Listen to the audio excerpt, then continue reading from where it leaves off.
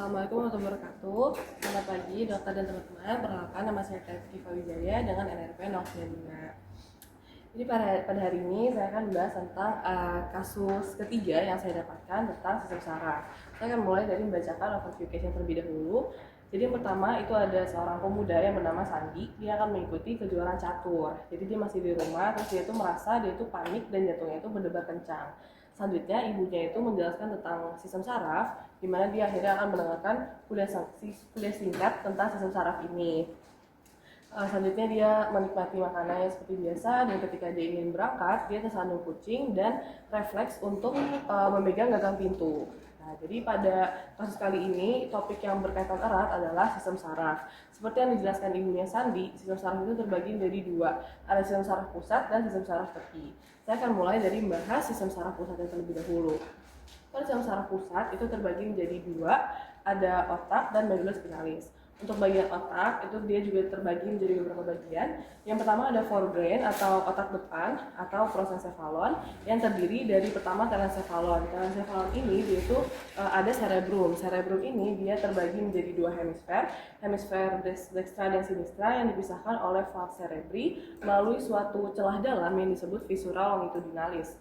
Nah, si cerebrum ini dia itu juga disambungkan oleh suatu serabut saraf yang dinamakan corpus callosum. Cerebrum ini juga mempunyai beberapa lobus. Yang pertama ada lobus frontal, lobus parietal, lobus temporal, dan lobus occipital. Untuk lobus frontal dia juga mempunyai, masing-masing lobus itu mempunyai fungsi eksekutifnya masing-masing. Pada lobus frontal dia mempunyai 5 area utama, ada area motorik primer, area premotorik, area prefrontal, area broca, dan area visual frontal. Nah, fokusnya area ini itu di koordinasi motorik kita, terutama pada area motorik primer itu ada gyrus precentralis yang berfungsi untuk gerakan motorik kita. Lalu ada yang untuk kemampuan bicara dan ada yang untuk penglihatan juga. Lalu selanjutnya pada lobus parietal itu ada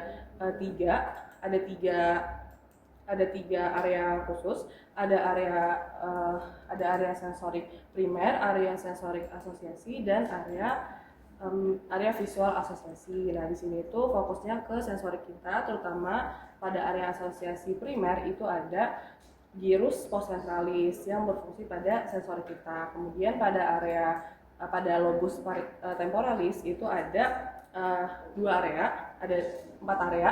Ada area auditory primer, area auditory asosiasi, area vernix, dan area visual. Ada area visual juga. Nah, itu berfungsi untuk mengolah informasi visual dan auditori kita, dan berfungsi juga salah satunya untuk kemampuan pemahaman bahasa kita. Selanjutnya pada lobus occipital itu ada 2 area, ada area asosiasi primer dan area asosiasi visual. Jadi pada area visual primer ini kita itu fokusnya ke melihat koordinasi mata dan bisa melihat kalau misalnya benda itu dia bentuknya seperti apa, kedalaman seperti apa, dan warnanya seperti apa. Itu saja untuk lobus-lobusnya. Kemudian si cerebrum ini dia juga lobus-lobusnya dipisahkan oleh sulcus. Ada sulcus centralis yang memisahkan antara lobus frontal dan parietal, ada lobus lateralis yang memisahkan antara lobus frontal dan temporal, dan sulcus parieto-occipitalis yang memisahkan antara lobus parietal dan occipital. Selanjutnya pada bagian forebrain itu ada diencephalon yang terdiri dari epitalamus, talamus, dan hipotalamus. Untuk epitalamus dia itu berfungsi sebagai memengaruhi kelenjar pituitari kita untuk memproduksi melatonin karena dia ada glandula pineal. Selanjutnya untuk talamus dia itu berfungsi sebagai stasiun informasi sensorik kecuali penciuman. Dia juga berperan besar dalam kesadaran kita. Lalu untuk hipotalamus dia itu berperan besar dalam homeostasis kita dan produksi hormon karena dia ada kelenjar yang namanya kelenjar pituitari. Selanjutnya, itu saja untuk forebrain. Selanjutnya pada midbrain, ada tectum, tegmentum, dan peduncle cerebri. Ini tuh mengandung kayak substansia nigra, lalu periaqueductal gray. Yang dia tuh midbrain ini fungsi utamanya juga ada koordinasi motorik, lalu menghubungkan antara forebrain, antara hindbrain sebagai saluran komunikasi. Pada hindbrain ini atau otak belakang, Dia terdiri dari yang pertama ada metencephalon. Metencephalon ini terdiri dari pons dan cerebellum. Pons ini dia salah satu fungsinya adalah untuk kesadaran kita. Dia itu juga menghubungkan antara otak besar, otak kecil, dan medula.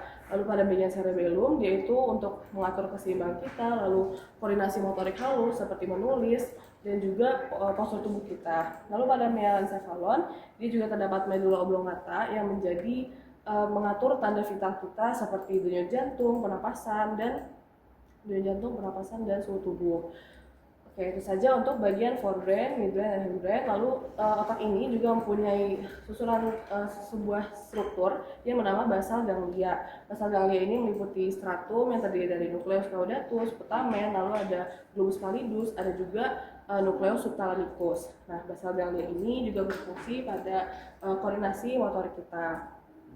Selanjutnya ada sistem limbik. Sistem limbik ini suatu sistem tersendiri di otak yang berfungsi untuk regulasi emosi seperti rasa marah, rasa takut, rasa sayang, kemudian juga motivasi kita seperti makan, minum, olahraga. Lalu selanjutnya juga dia berperan dalam pembentukan memori jangka panjang maupun jangka pendek. Sistem limbik ini terdiri dari korteks cinguli yang termasuk gyrus parahipokampal dan gyrus cingulat. Lalu ada amigdala, hipokampus, talamus, dan hipotalamus. Untuk proteksi otak sendiri itu terdiri dari scalp, neurocranium, meninges, cerebrospinal fluid, dan blood-brain barrier. Untuk vaskularisasi otak ini, dia itu juga terdiri dari circulus villisi yang percabangan utama itu pertama dari arcus aorta yang nanti akan bercabang menjadi truncus brachiocephalica, terus arteri carotis comunis sinistra, dan arteri subclavia sinistra. Circulus villisi ini itu berbentuk lingkaran agar kalau misalnya otak itu ada salah satu hambatan perdarahan lain dapat diperdarahi dengan arteri lainnya. Kemudian untuk sinusnya sendiri itu terdiri dari sinus sagittalis superior dan inferior yang mengarah ke sinus transversus, lalu ke sinus sigmoideus, lalu ke sinus cavernosus, sinus petrolus superior dan inferior, lalu sampai ke vena jugulare. Di sini bisa dilihat lobus parietal, frontal, temporal, occipital, cerebellum, dan truncus cerebri. Kemudian itu untuk otak secara makroskopisnya, dan secara mikroskopis dan histologis itu otak itu tersusun dari neuron yang mempunyai beberapa struktur. Untuk neuron sendiri di sini ada nukleusnya, lalu ada akson hilok, ada akson, ada sulbum mielin, ada nodus transfer yang menghubungkan antar akson, lalu ada sel swan, sinas dan otot. Lalu neuron ini juga mempunyai sel-sel glia atau neuroglia. Pada sistem saraf pusat ada oligodendrosit yang berfungsi sebagai pembentuk sulbum mielin, ada astrosit yang berfungsi sebagai pembentuk blood-brain barrier, ada mikroglia yang berfungsi untuk fagositosis, ada ependim yang berfungsi, ada sel ependim yang berfungsi untuk transportasi, dia membantu transportasi cerebrospinal fluid. Lalu pada sistem saraf tepi dia ada sel swan yang berfungsi untuk membentuk sulbum mielin pada sistem saraf tepi. Kemudian ada sel satelit yang berfungsi sebagai sel penyokong. Itu saja untuk bagian otak dan neuron. Selanjutnya pada bagian medula spinalis. Medula spinalis itu dia itu merupakan bagian dari sistem saraf pusat yang lanjutan dari medula oblongata sampai vertebra lumbar L1 atau L2. Pada substansia medula spinalis itu terdiri dari dua substansia, ada alga dan grisea. Pada substansia grisea, dia itu berfungsi sebagai pusat integrasi refleks dan dia mempunyai beberapa tempat, ada dorsal horn, ventral horn, dan lateral horn. Kemudian selanjutnya pada substansia alba, dia itu berfungsi untuk sebagai input motorik dan input sensorik dari medula spinalis ke sistem saraf tepi. Nah, si substansi alba ini dia juga terdiri dari beberapa bagian, ada kolumna dorsalis, kolumna ventralis, dan kolumna lateralis. Medula spinalis ini dia berjumlah 31 segmen yang nantinya akan menghasilkan 31 pasang saraf spinalis ke seluruh tubuh. Medula spinalis ini dia mempunyai dua fungsi utama. Yang pertama adalah penghantaran impuls. Jadi penghantaran impuls ini ada dua jalur, ada jalur sensorik dan jalur motorik. Untuk jalur sensorik, dia itu menerima informasi sensorik dari luar dan meneruskannya ke sistem saraf pusat atau disebut juga jalur ascendens. Nah, jalur ascendens ini dia itu ada tiga neuron, dia itu menggunakan tiga neuron yang terkait. Ada first order neuron, second order neuron, dan third order neuron. Untuk first order neuron dia itu letaknya di bagian sinaps, di bagian akson, dan nanti masuk ke SSP. untuk second order neuron yaitu di SSP-nya di level medula spinalis atau batang otak. Kemudian yang third order neuron yaitu posisinya di thalamus, atau di cortex cerebri. Nah, untuk jalur ascendens sendiri itu jalur utamanya ada jalur columna medialis dan spinothalamicus. Lalu ada juga nanti jalur spinocervical dan spinocerebellar.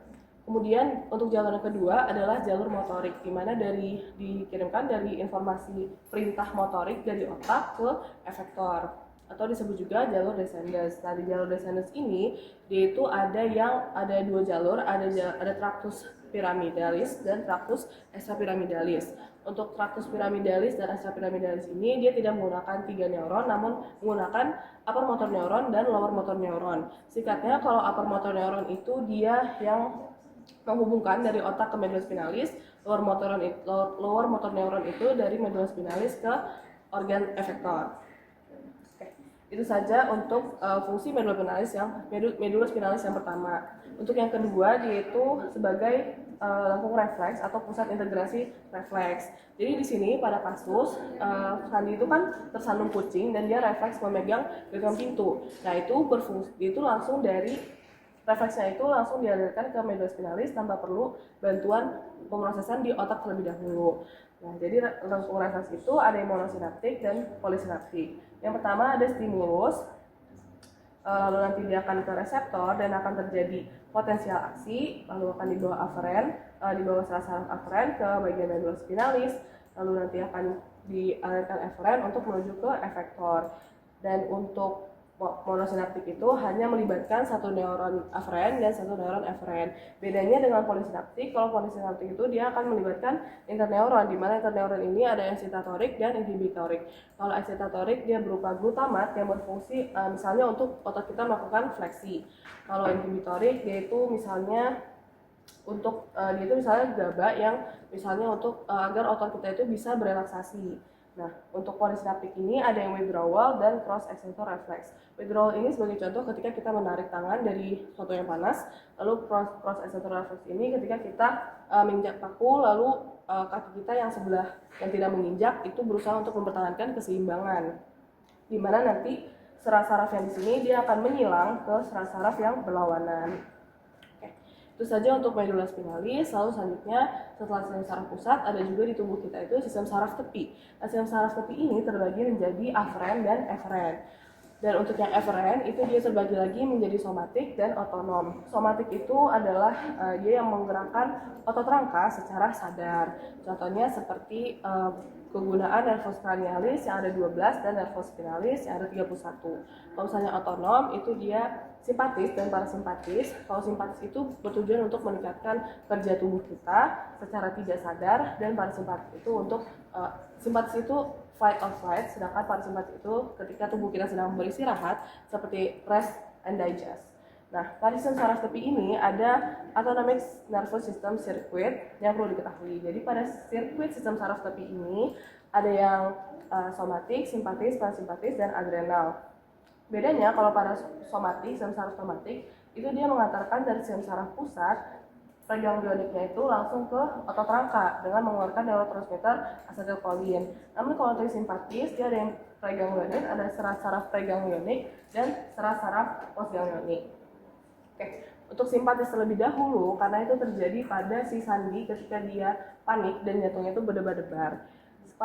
Pada sistem saraf tepi bagian simpatis ini dia itu disebut juga sistem saraf adrenergik karena dia itu reseptor di postganglioniknya itu norepinefrin, mengeluarkan norepinefrin. Jadi pertama dari sistem saraf pusat melalui saraf preganglionik dia mengeluarkan neurotransmitter asetilkolin, lalu terikat dengan reseptor cholinergic nikotinik, dan nanti dengan postganglionik dia itu dikeluarkan neurotransmitter norepinefrin.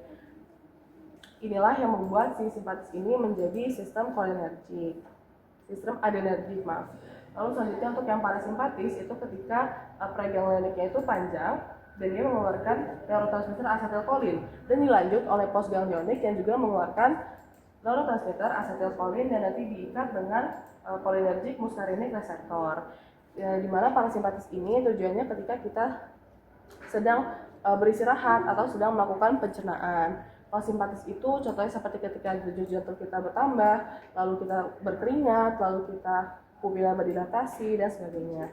Lalu pada kelenjar adrenal itu dari sistem saraf pusat, dia langsung preganglioniknya itu ke adrenal, ke medula adrenal. Lalu dia mengeluarkan epinefrin yang nanti ke pembuluh darah. Itu berfungsi untuk menjaga tubuh kita agar bisa simpatisnya dengan baik. Jadi adrenal ini masuk ke simpatis. Oke. Nah, jadi pentingnya homeostasis dalam tubuh kita itu segala suatu informasi sensorik itu akan masuk ke tubuh kita sebagai input sensorik. Nah, input sensorik ini akan diterima di tubuh kita sebagai hypothalamic sensor dan somatic dan visceral sensory neuron. Untuk hypothalamic sensor ini itu khusus untuk untuk internal kita yang berhubungan dengan homeostasis seperti keseimbangan elektrolit, gula darah, dan suhu tubuh. Nah, nanti lalu untuk yang somatic dan visceral sensory neuron ini maksudnya adalah organ dalam yang terjadi organ dalam kita maupun organ luar kita seperti menerima sentuhan atau rasa sakit. Yang nanti rangsangan ini itu akan diteruskan ke pusat integrasi informasi di otak, yaitu gabungan dari pons, medula, dan hipotalamus. Selanjutnya nanti dia akan diintegrasikan, si pons, medula, dan hipotalamus ini akan bekerja sama untuk mengintegrasikan informasi di sistem limbik dan cerebral cortex.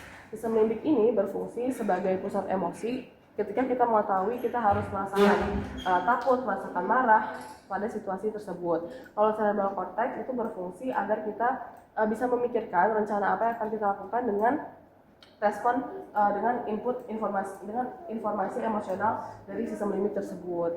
Kemudian nanti rangsangan ini akan keluar dari 3 jalur otak. Ada yang autonomic response, endocrine response, dan behavioral response. Jadi untuk autonomic response sendiri itu ketika sistem saraf otonom kita bekerja secara, jadi misalnya kalau misalnya jantung kita itu berdegup dengan kencang atau berkeringat. Kalau endocrine response itu ketika mengaktifkan di hipotalamus glandula pituitari yang mengeluarkan hormon-hormon seperti hormon kortisol saat sedang stres untuk tubuh kita menyesuaikan dengan perubahan lingkungan. Kemudian behavioral response itu seperti ketika kita takut, kita memutuskan kita harus berlari atau bahkan berteriak. Nah, lalu selanjutnya untuk embriologinya, jadi embriologi otak dan sistem saraf itu terjadi pada awal minggu ketiga. Dari primitive stage itu ada endoderm, ectoderm, dan mesoderm. Nah, sistem saraf pusat ini berasal dari ectoderm. Ectoderm ini nanti dia akan membentuk neural fold. Neural fold ini nanti akan dia akan membentuk lipatan menjadi neural groove dan kemudian menjadi neural tube. Sebelum jadi neural tube, dia juga akan berneurulasi dan melakukan closure. Nanti bagian neural tube kranial akan menjadi otak dan bagian kaudal menjadi medula spinalis. Sekian penjelasan saya mengenai sistem saraf. Terima kasih. Ya. Mudah-mudahan yang hari ini semua paparan besok dilancarkan. Yang lain juga biar bisa. Ada pertanyaan nggak buat temanku yang udah maju? Ya. Jadi seperti sudah ditulis sama Sarifah ya, mungkin ada bagian dari case 4 yang nyasar ke case 5. Case 5 yang nyasar ke case 4. Karena kan ceritanya beda, pasti ada yang beda-beda gitu ya. Tapi di bold itu. Jadi kalian cukup menerangkan yang di bold, tapi kalau yang namanya case 3, 4, 5 ngomongin otak itu wajib. Tapi detailnya apa sesuai otak global, terus sesuai poin-poinnya. Soalnya kan banyak gitu, nanti waktunya nggak cukup kalau nggak kita pandu pakai poinnya. Yang kalian mesti tahu tuh. Ya, boleh bertanya. Kalau keseimbangan Gimana? Keseimbangan. Ada keseimbangan. Keseimbangan kalau kemarin ada di case 3. Hah? 3 apa 4? 3. Kalau keseimbangan yang refleks ya. Nah, kalau keseimbangan tuh apa? Lingkungan apa? Pusatnya di mana? Di cerebellum.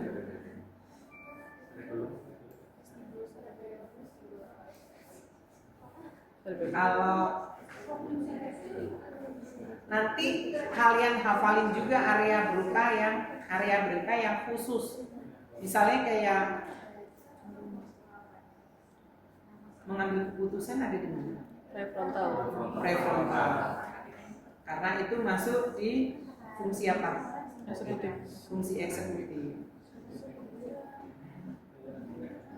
Terus kemarin ada nyangkut bahasa nggak ya? Pak saya ya gitu.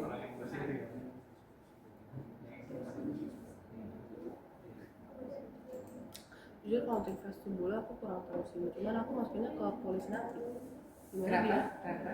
Enggak, dimana dia yang cross extensor reflex yang satu kaki itu buat menjauh, satu lagi buat menahan keseimbangan. Gitu.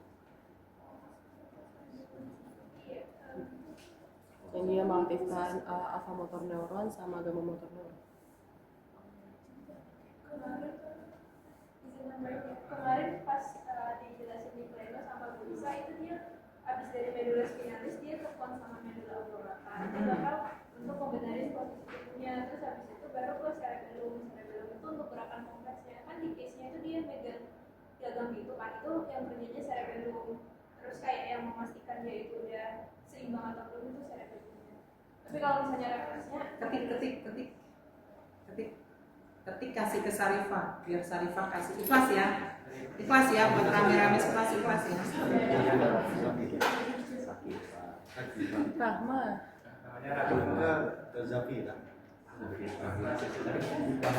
Ke Rahma Sarifah Rahma kan? Siapa? Oh Zafira. Kenapa kok balik-balik? Ya.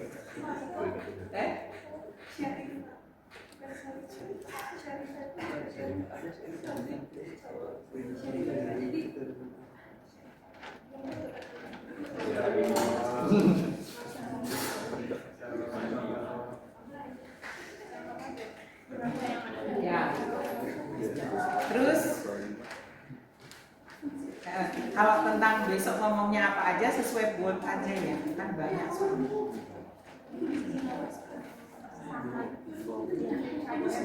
Sangat banyak. Siapa tahu kalian nanti udah saraf gara-gara sarafnya keren. Terus siapa tahu sampai ada ciri kalau anak gue caranya bagus. Kan kita baru mau menuju yang kayak gitu. Dan kalau itu dimulai dari kalian atau ditegaskan, kakak kalian udah masuk situ gitu. Tapi makin tegas ketika kalian muncul. Mudah-mudahan. Berikutnya siapa? Fania libur dulu. Fania udah di kelas terus ya. Berapa kali saya nggak muncul ya Pak? Kangen juga sih. Cuman gimana? Belum di stop. Stop dulu dong. Mumpung nggak sih ini? Yang BTW itu ya. Itu yang matanya.